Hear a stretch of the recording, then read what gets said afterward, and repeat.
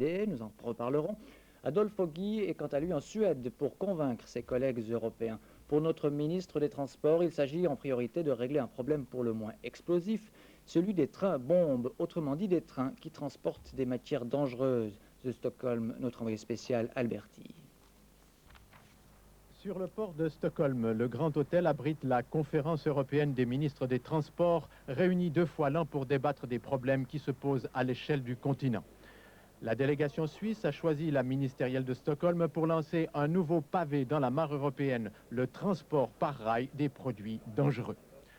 2 fois par semaine, un convoi explosif traverse la Suisse. 500 tonnes de chlorure de vinyle, un gaz liquéfié qui provoquerait, en cas d'accident, une explosion et un incendie dévastateur. Le gaz produit en Belgique et en Allemagne est acheminé discrètement par le Gotthard vers l'Italie pour fabriquer du plastique PVC. Adolfo Guy propose un renforcement des mesures de sécurité internationale, une large information du personnel des chemins de fer et la recherche de produits de substitution moins dangereux. Les cantons d'Uri et du Tessin ont demandé l'interdiction de ces produits explosifs. Pour protester, Greenpeace a même bloqué un convoi le mois passé à Chiasso. Adolfo Guy veut agir, mais moins vigoureusement.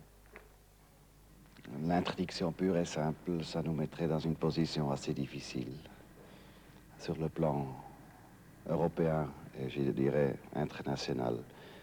Mais il est bien entendu, si les pays qui nous entourent et la communauté ne comprennent pas le problème, il faudrait aussi envisager une décision pareille, mais une décision pareille que nous devrions probablement payer cher.